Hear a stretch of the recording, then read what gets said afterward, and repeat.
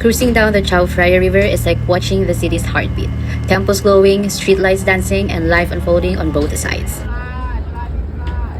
Here's a little tour of what is it riding a night cruise in Thailand.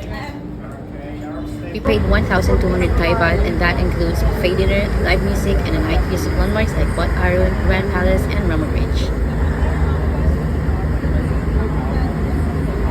Whether you're here for the culture or just the vibes, this cruise is a must.